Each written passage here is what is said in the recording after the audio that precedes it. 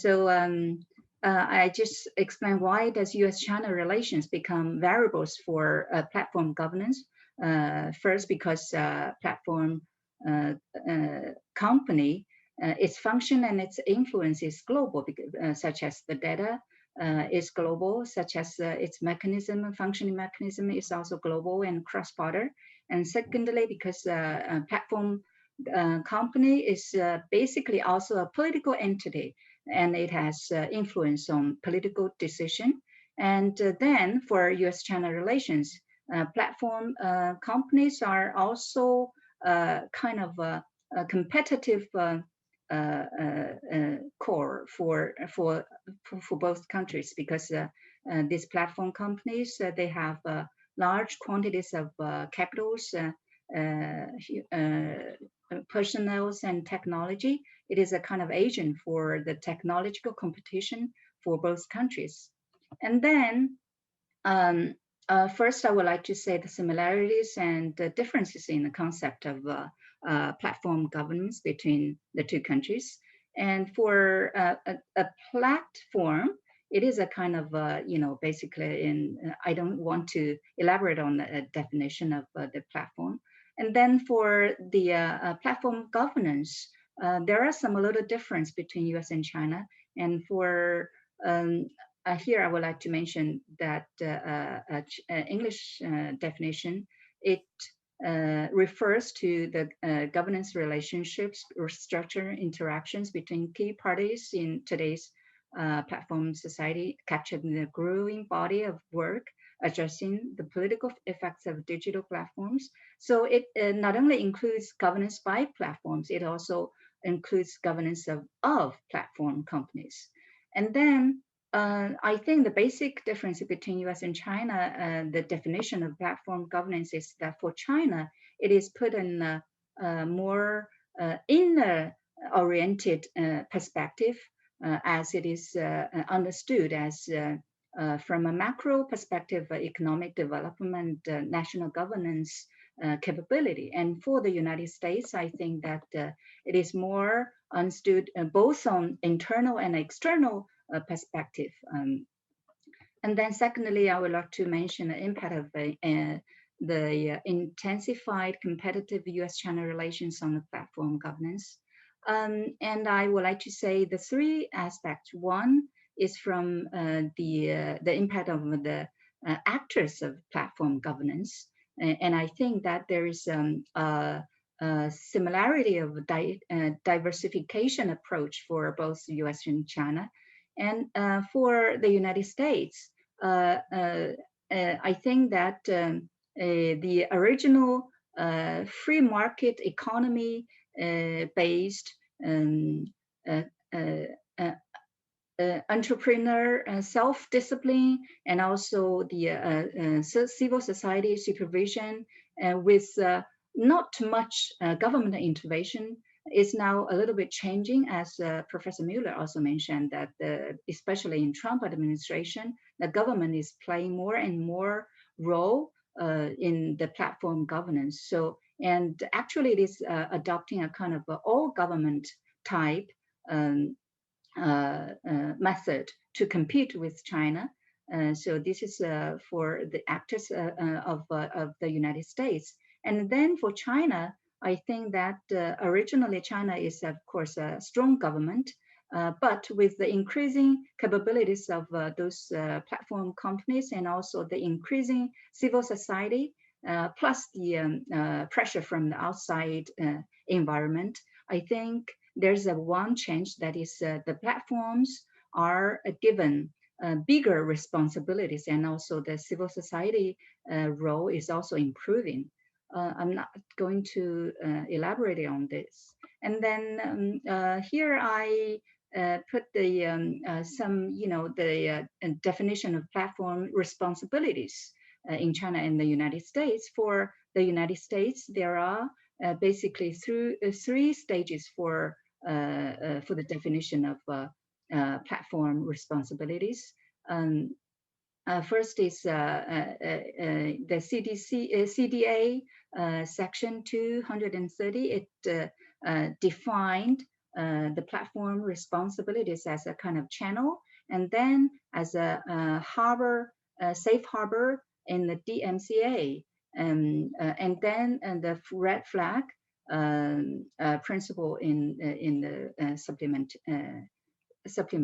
So basically,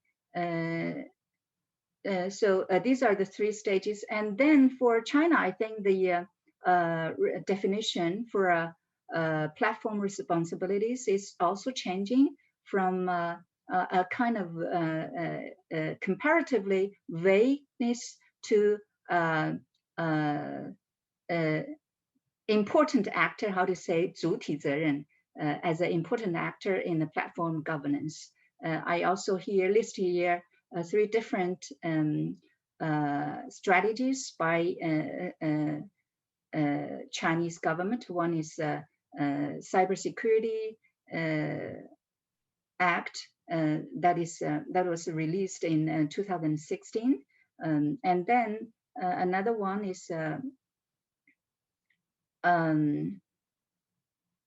the most recent is that about the regulation of the internet information content ecological regulation. It clearly defined a platform as an important actor, or one of the most important actors in platform governance. And then secondly, I would like to mention that the impact of on the goal of platform governance, and I think that there is a phenomenon of that the rising importance of goals related with U.S.-China relations. What are the most important goals, I think, for both U.S. and China? One is, for example, the internet freedom.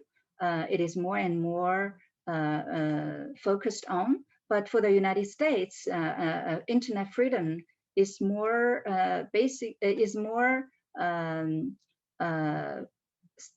stressed from ideological competition and geopolitical color.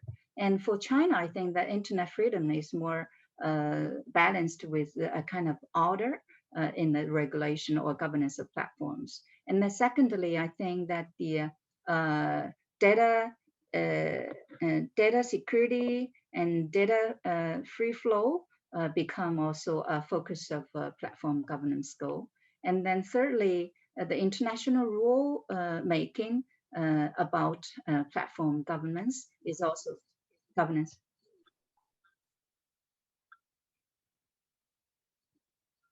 And then thirdly, I would like to mention the impact on the means of platform governance.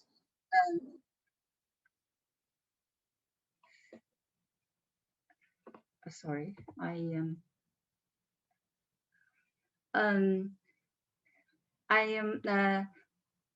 How can I? I should not listen to the translation, right?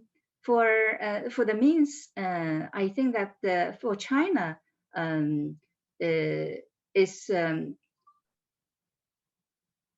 national strategy is a basic means, and then supplemented by some departmental rules and other regulations. Right now, a trend is that companies' self-discipline and the civil society supervision is being paid attention to as well. So I think that for China, there's a change actually from for this one.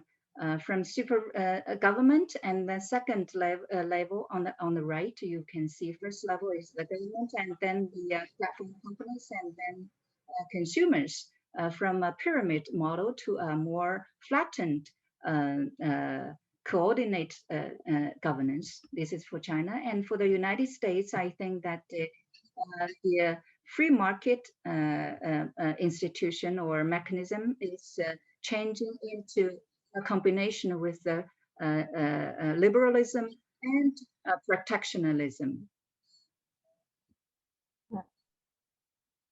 So I think this is I think the changing trend of platform governance in U.S.-China, along with the development of the competitive U.S.-China relations. From this, we can see that um, uh, China and the United States, um,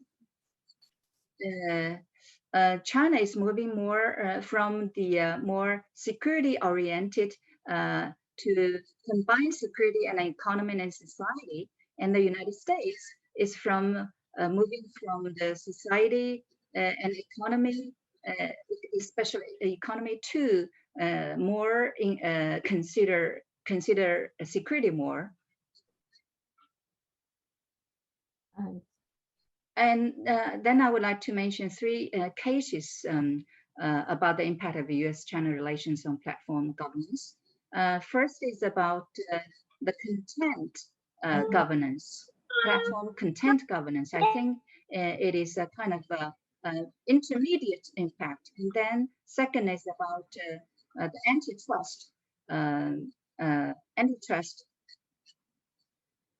it is a local impact. And then third is about the cross-border governance. And I think this is a high impact.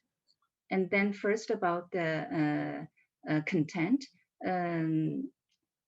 governance, and then first I would like to mention, as I mentioned, that the interaction between different actors is increasing, and for the United States, more government intervention, and for China, more responsibilities for platforms is clearly put out. And then also about the themes of the platform governance, it is also in changing. For example, for the United States, some content about the COVID-19, and also about some fake news about the presidential election, etc. And then for China, I think that the political correct is more important for China. For example, I listed some 10 red lines that cannot be touched.